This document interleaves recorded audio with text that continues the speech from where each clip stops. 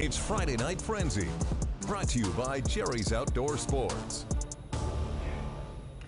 Come on in, sports fans. I'm Derwin Worrell alongside of Mike Kretz for Week 6 edition of the Friday Night Frenzies, brought to you by Jerry's Outdoor Sports. Jocelyn Stafford will join us in a minute, but tonight we're going to start right here in town. 4th ranked Fruita hosting Heritage. Let's get you out to Stoker Stadium right now. Let's pick this one up in the first quarter. No score. Noah shown. He's going to drop back. And he's looking, trying to buy some time, and he'll roll out, and he's going to find Zachary Ziegler back in the end zone, gets the foot down. That's a touchdown for Heritage. 7-0 Eagles.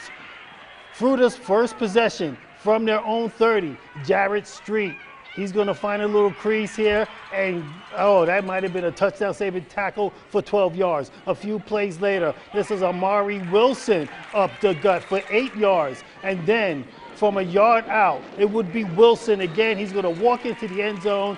Extra point was good, and we are all tied up at 7. Late second quarter now. With seconds to go, the Eagles looking for points before the half is shown. He passes it up to Jaden Chaney. He dives for the pylon, and he would be in. 13-7 is your halftime score. Let's jump to the fourth quarter now. Same score. Wyatt Sharp finds some room, and he'll step out at the 2-yard line. Same drive now. They're at the 4-yard line, and this time it would be that man again, Wilson. Plunges in for the touchdown. Touchdown Fruita. Now for the most important extra point. And this one was nowhere near to being good. So we are tied at 13 with 8:19 to go. Heritage on their own 25. It will be shown picking up big chunks of yardage. Out of bounds. And then again, shown. Watch the fake here as he holds it to the last minute. He's going to find his tight end to the 25-yard line. And now, 1st and 10 from the 13, it will be Ziegler. And he would be down at the 1-yard line. Very next play, they line up for this from the 1. Ziegler will find his way into the end zone.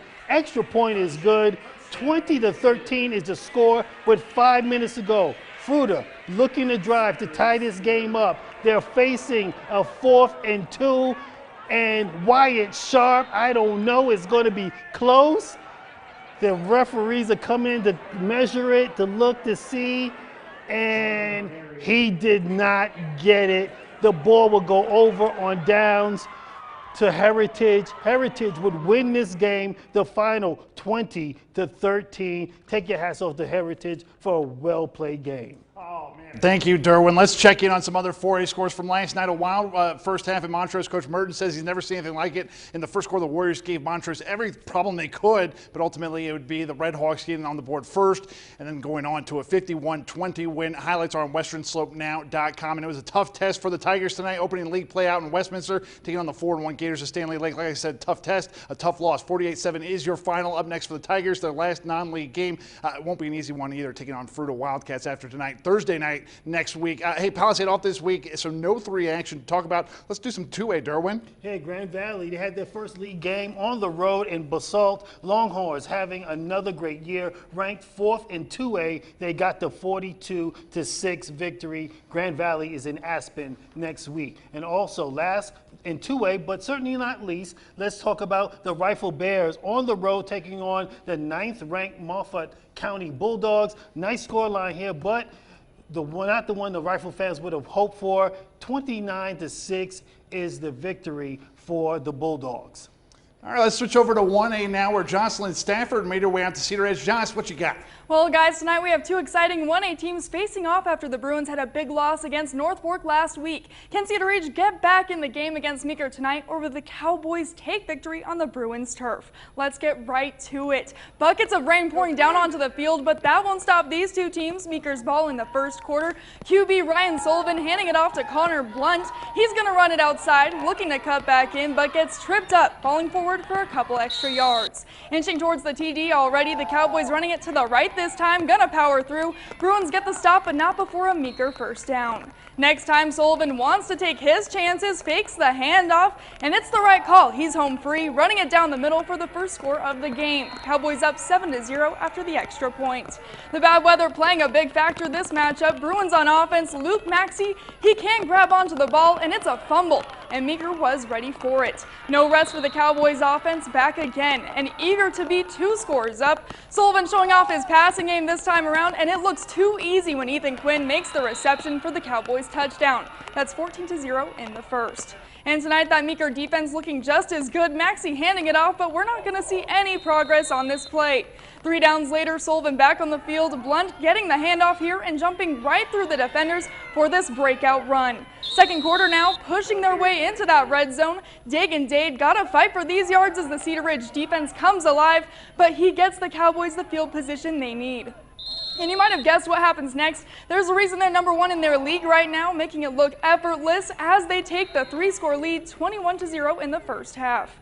Now let's take a look at that scoreboard. The Cowboys sweep the Bruins tonight with a final score of 40-0, putting Meeker on a 3-game winning streak. And another 1A news, North Fork fell at the hands of Buena Vista. 42-14 is your final from Demon Country. Mike, you've got more? I sure do, Jocelyn. You know, this is my 4th year doing football here at KREX, and I've never once seen an 8-man football covered here on TV. I guess you have me to blame for that, but we're going to start to rectify that right now. Plateau Vale holding homecoming tonight against Vale Christian. Let's get you out to Colburn right now. And let me tell you, they sure do football the right way up there. Big introductions for the players, the game ball, colors, brought out and presented on horseback. A tough, rainy football kind of night in this one, too.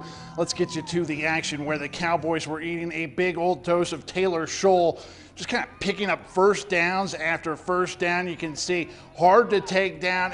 You can see the playing conditions out there, too. You think run heavy is going to be the theme du jour. This time, the direct snap is going to be to Grace Engleby on this play right here. And he's just going to follow his blocks on that left-hand side. Touchdown. The Saints, they strike first 8-0 after the 2-point conversion. Cowboys' first play from scrimmage, again, doesn't go to script. Slippery ball. Hey, it's going to go high. Parker Richardson, he does a nice job chasing it down. Again, conditions not making it easy to recover, but he finds it, eats the big loss. Plateau Valley on their second play, 2nd and 29? We got a play call for that. The handoff to Caleb Galbraith. He's off to the races, looking like one of those, roping team horses. Gallops his way into the end zone. 8-6 Vale Christian after the missed conversion. But the Saints, well, they weren't wasting any time on their response. Taylor Scholl averaging nearly 200 yards on the ground a game, and showing off the reason why, using his speed and using a single stiff arm to get back into the end zone. 8-man, that's a lot of fun, I gotta say. 16-6 is the lead, and boy, it looks like the Cowboys are gonna go driving again. A nice completion to one of the Cowboys seniors, Dalton Kreitz. He shows that he's slippery when wet. A nice pickup right there. But the rain not stopping the Cowboys from throwing it around. Here on 3rd and long, Richardson, he's a prayer, but it's the Saints receiving the blessings, getting the interception, and getting to work once again. The rain gear starting to become a problem. So too is the run game of Engleby, miraculously dodging tackles, takes it all the way down to the Cowboys 5. And in the second quarter, going to punch it in via the Scholl carry. And what's more, after recovering the onside kick, they would strike again with Engleby rushing it to the edge. 30-6 Saints. When I hit the road, apologies for not having a final on that one.